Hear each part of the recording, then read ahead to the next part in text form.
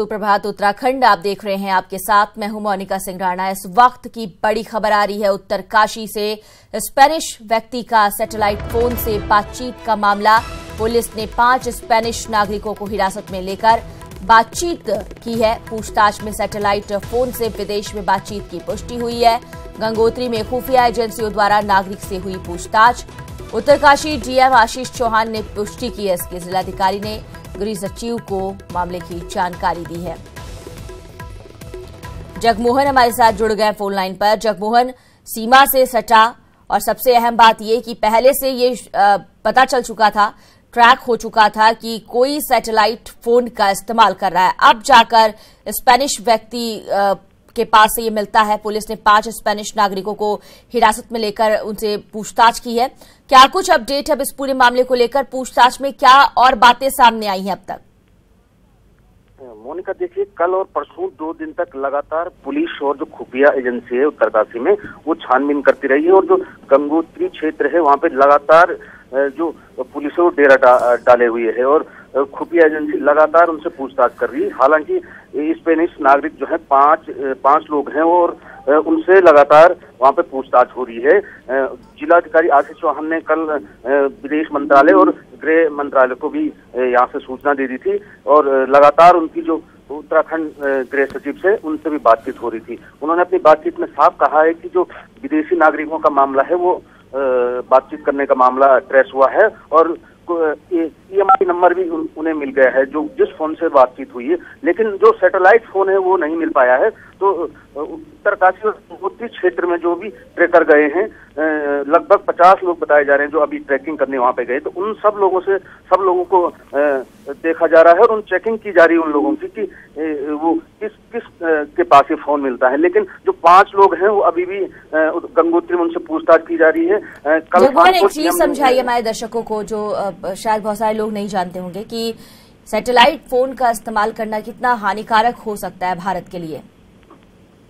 मोनिका, देखिए, उत्तरकाशी जिले की बात करें तो सामरिक दृष्टि से बहुत ही महत्वपूर्ण है क्योंकि चाइना बॉर्डर यहाँ पे है और चाइना से जुड़ी हमारी सीमा है। गंगोत्री और नीलोंग बॉर्डर और यहाँ उत्तरकाशी की जो सीमाएं हैं वो चाइना। यहाँ पे प्रतिबंधित है जो सैटेलाइट फोन है, पहले से ही प्रतिबंधित है क्योंकि आप उत्तरकाशी में सैटेलाइट फोन का इस्तेमाल बिना परमिशन के नहीं कर सकते। जिला प्रशासन अगर परमिशन आपको करता है और जो ट्रैकिंग एजेंसियां उनको जिला प्रशासन परमिशन के तौर पे उनको सैटेलाइट फोन देता है। लेकिन जो ये सैटेलाइट फोन से फोन करने का जो मामला आया है विदेशी नागरिक का, ये फोन भी विदेशी बताया जा रहा है और बाहर से कहीं से आया। तो कहीं ना कहीं हमारी देश की सुरक्षा एजेंसियों पे ये सवाल जरूर खड़े होते हैं कि विदेश से ये फोन कैसे आया, क्योंकि जब वो नागरिक स्पेन से यहाँ आया होगा तो कितनी जगह चेकिंग होती है, एयरपोर्ट में चेकिंग होती है और जब देहरादून से और उत्तरकाशी जब ये कालिंदी ट्रैक पे गया तो कहीं ना कहीं सुरक्षा एजेंसियों पे सवाल जरूर खड़े होते हैं कि सैटेलाइट फोन आखिर उत्तरकाशी और हाई एल्टीट्यूड में कैसे पहुंचा। शुक्रिया इस तमाम जानकारी के लिए आपका जगमोहन हमारे सहयोगी तमाम जानकारी मुहैया करा रहे थे। फिलहाल पूछताछ जारी है। 5 स्पेनिश नागरिकों को हिरासत में लेकर पूछताछ की जा रही है, लेकिन अब तक सैटेलाइट फोन नहीं मिला है जिसकी तलाश हो रही है। और भी कई दल हैं जो फिलहाल यहां ट्रैकिंग पर हैं, उनसे भी पूछताछ की तैयारी हो रही है। प्रदेश में निकाय चुनाव को लेकर कल अधिसूचना जारी हो सकता है।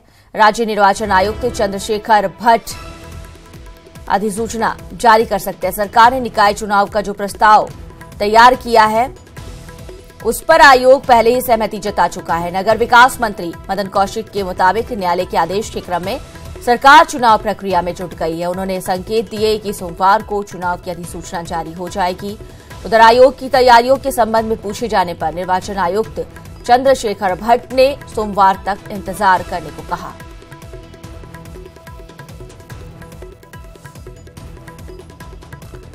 हमारे साथ लाइव जुड़े हुए हमारे सहयोगी रॉबिन, रुक करते हैं। रॉबिन, चुनाव की तैयारी अब मानकर चला जाए कि शुरू हो गई है। बहुत ज्यादा निकाय चुनाव को लेकर विवाद हुआ, राज्य सरकार से कई सवाल पूछे गए थे, कोर्ट में मामला पहुंचा, कोर्ट ने फटकार लगाई और अब जो संकेत मिल रहे हैं, कहा जा रहा है कि बहुत जल्द चुनाव के ऐलान हो सकता है, तारीखों का। देखिए बिल्कुल मोनिका, कल ये बताया जा रहा है कि अधिसूचना जो है राज्य निर्वाचन आयोग वो जारी कर देगा। हाईकोर्ट ने एक हफ्ते में निर्वाचन ये जो निकाय चुनाव है इसको लेकर स्थिति साफ करने को कहा था सरकार को। उस पर तेजी दिखाते हुए सरकार ने आरक्षण की 84 निकायों के आरक्षण की लिस्ट लगभग फाइनल कर ली है। 3 निकाय अभी बचे हुए हैं, जो ऐसा लग रहा है कि 15 नवंबर तक उनके चुनाव नहीं हो पाएंगे, जिसमें श्रीनगर, रुड़की और बाजपुर नगर पालिकाएं हैं और नगर निगम है। तो ये तीनों हैं। तो इससे ये अंदाज़ा लगाया जा रहा है कि इनका आरक्षण सूची अभी तैयार नहीं है। बाकी जो 84 निकाय हैं उनकी सूची जो है वो रॉबिन, तो क्या जो परिसीमन का मुद्दा था जिसे लेकर काफी ज्यादा विवाद हो रहा था, वो मुद्दा भी अब सॉर्ट आउट हो चुका है?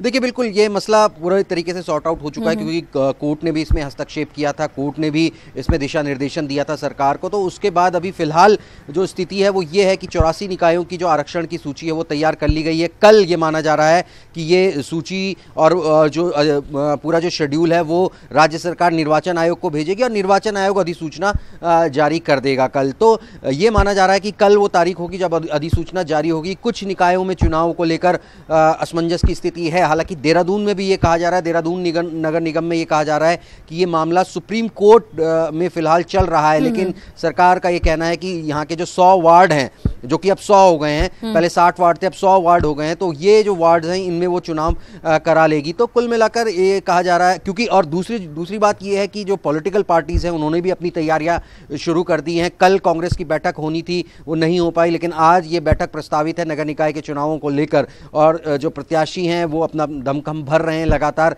कि कौन, पहले ही एक सूची मांग ली गई थी कांग्रेस के द्वारा, ऐसे ही बीजेपी भी नगर निकाय के चुनावों की तैयारी को लेकर अलग अलग स्तर पर बैठक कर चुकी है। तो दोनों ही पॉलिटिकल पार्टीज तैयार हैं और 15 नवंबर तक ये कहा जा रहा है कि चुनाव किए जा सकते हैं। और इसमें एक हफ्ते के अंदर चूंकि हाईकोर्ट को जवाब देना था कि क्या स्थिति है सरकार बताए, तो शायद उसकी तैयारियों को लेकर भी अब सरकार बहुत क्लियर है और इस बात को लेकर, क्योंकि आरक्षण फिलहाल तय कर लिए गए हैं। और कल ये पूरी उम्मीद है कि राज्य निर्वाचन आयोग जो है वो अधिसूचना जारी कर दे, क्योंकि आज संडे है, तो हो सकता है आज या कल राज्य सरकार जो है वो निर्वाचन आयोग को शेड्यूल भेजेगी, सूची भेजेगी, तो उसके बाद कल ही निर्वाचन आयोग इसको जारी भी कर देगा। तो फिलहाल यही उम्मीद है कि कल जो है अधिसूचना चुनावों की जारी हो जाएगी। मोनिका।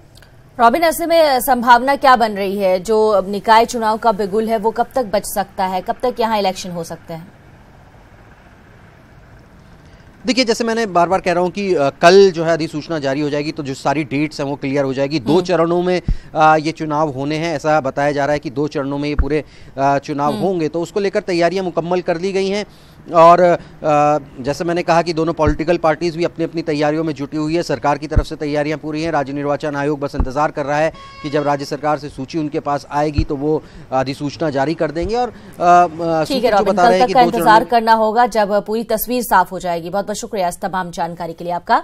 तो अधिसूचना कल जारी की जा सकती है कहा जा रहा है, और ऐसे में राज्य निर्वाचन आयुक्त चंद्रशेखर भट्ट ने अधिसूचना जारी करने के संकेत दिए हैं। और कल अधिसूचना जारी करने के साथ ही तारीख भी पता चल जाएगी कि कब निकाय चुनाव है। 2 चरणों में कहा जा रहा है कि चुनाव होंगे। चमोली से खबर, 2 दिवसीय दौरे के तहत मुख्यमंत्री त्रिवेंद्र सिंह रावत जिला मुख्यालय गोपेश्वर पहुंचे, जहां कार्यकर्ताओं ने जोरदार स्वागत किया। इसके बाद जिला सभागार पहुंचकर सीएम रावत ने लगभग 19 करोड़ रुपए की योजनाओं का शिलान्यास किया। जनता को योजनाओं की सौगात देने के बाद मुख्यमंत्री रावत ने जनता मिलन कार्यक्रम में जन समस्याएं सुनी। इस दौरान अपनी अपनी परेशानी लेकर आए लोगों की भीड़ बेकाबू हो गई, जिस कारण सभागार से बाहर निकलकर सीएम ने लोगों की समस्याएं सुनी।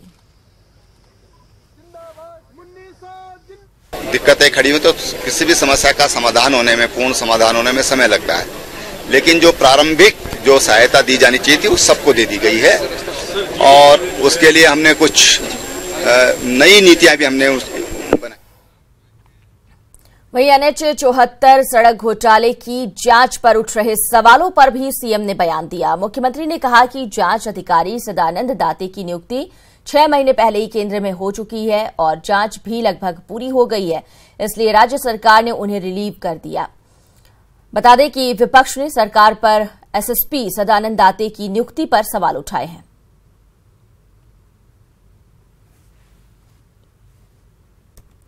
पूरी हो गई है, उनका काम पूरा हो गया है। उनको तो 6 महीना पहले रिलीव होना था और उनको रोका गया था क्योंकि जांच आधी थी और उनको भारत सरकार ने उनको सीबीआई में लिया है। बात अगली खबर की करते हैं। न्यूज 18 की खबर का एक बार फिर असर हुआ। श्रीनगर गढ़वाल स्थित प्रदेश के एकमात्र एनआईटी के अधूरे पड़े निर्माण कार्य पर सीएम ने चुप्पी तोड़ी है। जिले के दौरे पर पहुंचे सीएम ने कहा कि जमीन का मामला लगभग फाइनल हो गया है और अब इस मामले पर सारे कयास खत्म हो जाने चाहिए। आपको बता दें कि 9 साल से इस कैंपस के लिए भूमि उपलब्ध नहीं हो पाई है, जिससे निर्माण कार्य रुका हुआ है। काम पूरा करने की मांग को लेकर 10 दिनों से एनआईटी के सभी छात्र छात्राएं कक्षाओं और परीक्षाओं का बहिष्कार कर संस्थान परिसर में धरना दे रहे हैं।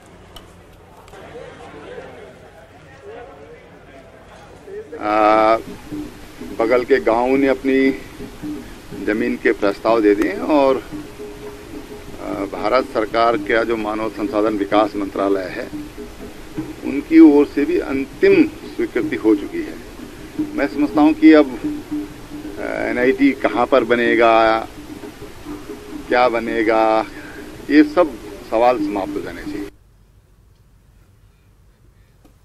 राज्यपाल बेबी रानी मौर्य अल्मोड़ा के दौरे पर हैं। पहली बार सांस्कृतिक नगरी पहुंची राज्यपाल का अल्मोड़ा सर्किट हाउस में महिलाओं ने कुमाऊनी परिधान में स्वागत किया। इसके बाद राज्यपाल ने कई संगठनों से मुलाकात भी की। मीडिया से बात करते हुए राज्यपाल ने कहा कि वो महिला सशक्तिकरण और नशाबंदी को लेकर अलग अलग जिलों का दौरा कर रही हैं ताकि इन समस्याओं को लेकर ठोस कदम उठाए जा सके।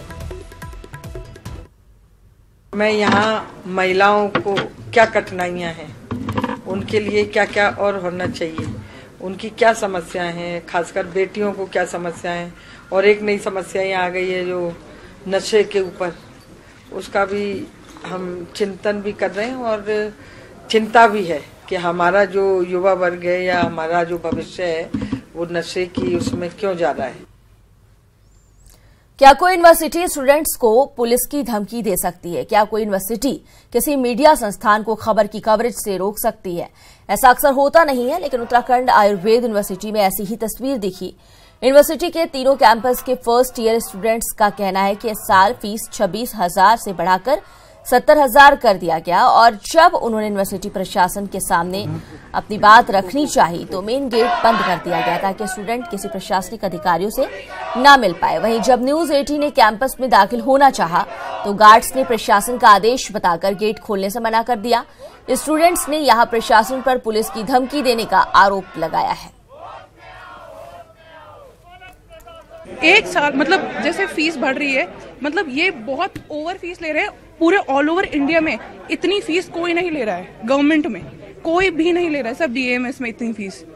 हम बच्चे पेपर क्लियर करके आए हैं, लेकिन पिछले साल की फीस थी 26,000 रुपए और इस साल ये ले रहे हैं 70,000 रुपए। इतनी बार आ चुके हैं, हमने रजिस्ट्रार सर से बात कर ली है, वीसी सर से बात कर ली है, वो हमें हर बार आश्वासन देते हैं। पिछली बार भी हम आए, उन्होंने आश्वासन दिया कि अगले दिन नोटिफिकेशन निकल जाएगा। ना साइट पे कोई आया है ना कुछ हुआ है। बोला गया है सर, यहाँ पे हम गए कि हमें अंदर जाने दीजिए, पुलिस की धमकी दे रहे हैं, पुलिस बुला रहे हैं। हम इस यूनिवर्सिटी के छात्र हैं, हम ऐसा कैसे कह सकते हैं? उत्तराखंड आयुर्वेद विश्वविद्यालय के बच्चे फीस वृद्धि को लेकर परेशान है। स्थिति इस तरीके की है कि ये जो गेट है, इस गेट के अंदर इस कैंपस के स्टूडेंट्स खड़े हैं जो जिन्हें बाहर नहीं आने दिया जा रहा। दूसरी तरफ ऋषिकुल और गुरुकुल हरिद्वार के स्टूडेंट्स हैं जिन्हें अंदर नहीं जाने दिया जा रहा।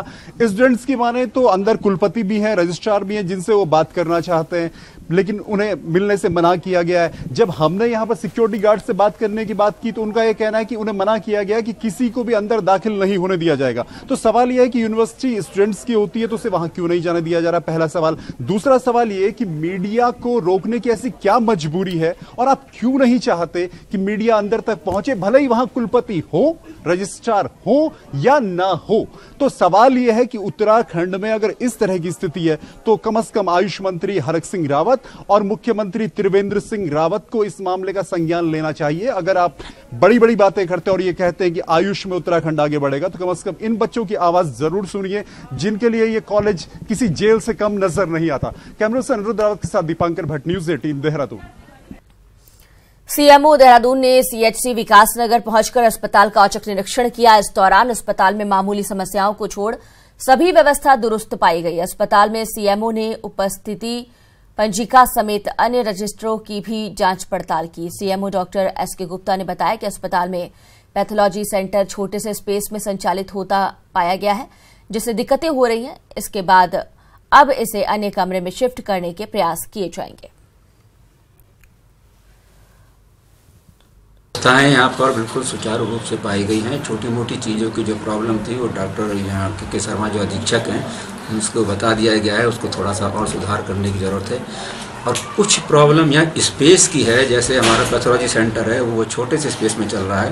वो स्पेस को सेंटर तो बड़ा एकदम से भी नहीं करा जा सकता, फिर भी कोशिश करेंगे अगर कहीं जगह मिले ऐसा कुछ हो तो उसको बड़ी जगह पर शिफ्ट किया जा सके। मसूरी से लगे ग्रामीण क्षेत्रों में जंगली सुअरों के आतंक से किसान परेशान है, लेकिन वन विभाग किसानों की समस्या को लेकर गंभीर नहीं है। कैंपटी क्षेत्र के बीरा गांव, नवाड़ीधार के साथ ही तथ्यूड़ क्षेत्र के कई गांव में जंगली सुअर झुंड में आकर फसलों को नुकसान पहुंचा रहे हैं। आप तस्वीरों में देख सकते हैं किस तरह बड़ी संख्या में झुंड में सुअर एक साथ खेतों में घूम रहे हैं।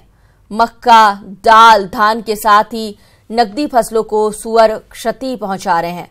वहीं वन विभाग के अधिकारियों का कहना है कि किसानों की उनके पास लिखित शिकायत आने के बाद ही इस दिशा में कोई कार्रवाई की जाएगी। फिलहाल खेत बर्बाद हो रहे हैं। जितनी भी फसलें हमारी इस साल की थी, मंडुआ था, जंगोरा था, अपना मक्की थी, धान थे, सारी फसलें जो है जंगली जानवरों द्वारा जो है उजाड़ के सारी खत्म नष्ट कर दी गई है। उसको उसके निवारण के लिए कार्रवाई करेंगे अगर हमको कोई ऐसी न्यूज मिलती है। अब देखते हैं 3 मिनट में 13 जिलों की अहम खबरें। आगामी निकाय चुनाव के लिए अब कांग्रेस ने भी कमर कस ली है। चुनाव में जीत का परचम लहराने के लिए पार्टी पदाधिकारियों में मंथन का दौर शुरू हो गया है। अवैध तरीके से भवनों का निर्माण को लेकर अब हरिद्वार रुड़की विकास प्राधिकरण सख्त नजर आ रहा है। संयुक्त सचिव नितिका खंडेलवाल का कहना है कि लगातार चेकिंग अभियान चलाया जा रहा है और अवैध तरीके से बने भवनों को सील किया जा रहा है। रामनगर अस्पताल में बहुप्रतीक्षित रक्त संग्रहण केंद्र का शनिवार को शुभारंभ किया गया, जिसके बाद अब मरीजों को रक्त के लिए दूसरे शहरों के चक्कर नहीं लगाने पड़ेंगे।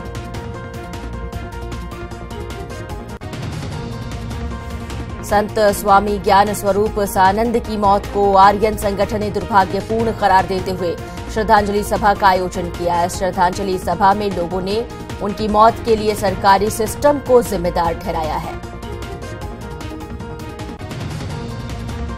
आपदा प्रबंधन विभाग की ओर से कोटद्वार समेत जिले के 14 जगहों पर स्वचालित मौसम केंद्र स्थापित किया जाएगा। कोटद्वार तहसील परिसर में ऑटोमेटिक वेदर स्टेशन को बनाने का काम शुरू हो चुका है। नैनीताल में इंटर स्कूल शतरंज प्रतियोगिता चल रही है। जूमलैंड में आयोजित स्कूल में शतरंज प्रतियोगिता में शहर भर के स्कूलों के 100 छात्र छात्राओं ने हिस्सा लिया। नगरपालिका चंबा ने पार्किंग के नाम पर लाखों के भ्रष्टाचार किए हैं। 2 करोड़ 20 लाख की लागत से 5 पार्किंग का निर्माण कराया गया, लेकिन उनमें से 3 पार्किंग में वाहनों के जाने के लिए रास्ता ही नहीं बनाया गया, जिससे आज तक इन पार्किंग का उपयोग नहीं हो पा रहा। धारचूला के विधायक हरीश धामी ने विधानसभा में सरकार पर झूठा आश्वासन देने का आरोप लगाया है। धामी ने कहा कि सरकार ने जल्द प्रभावित इलाकों के लिए हेली सेवा शुरू करने का भरोसा दिया था, लेकिन महीना गुजरने पर सरकार ने अपना वादा पूरा नहीं किया। उधम सिंह नगर की किच्छा कोतवाली पुलिस ने बाइक चोरी की वारदात को अंजाम देने वाले 2 चोरों को पकड़ने के लिए सोशल मीडिया पर चोरों की फोटो वायरल कर लोगों से चोरों के बारे में किसी भी तरह की सूचना या जानकारी देने की अपील की है। इंडो नेपाल सीमा से लगे मेलाघाट, बनबस्सा, टनकपुर क्षेत्र से लगे वन क्षेत्र सुरक्षित नहीं। सीमाओं पर रहने वाले स्थानीय भारतीय ग्रामीण पेड़ों को सुखाने के लिए पेड़ों की जड़ों में लोपिंग कर रहे हैं, जिसके चलते पेड़ सूख रहे हैं। वहीं वन विभाग ग्रामीणों पर कार्रवाई की जगह सिर्फ नोटिस जारी कर अपनी जिम्मेदारी से बच रहा है।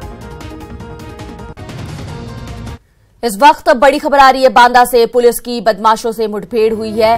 पुलिस और बदमाशों के बीच फायरिंग हुई है। एसओजी प्रभारी एक बदमाश फायरिंग में घायल हुआ है। पुलिस ने राकेश सिंह सहित 5 बदमाशों को गिरफ्तार किया है। मुठभेड़ में एसओजी स्वाट टीम के साथ एसटीएफ शामिल हो गई थी। कालिंजर थाना क्षेत्र के सतना मार्ग में ये मुठभेड़ हुई और एक बड़ी सफलता मिली है टीम को।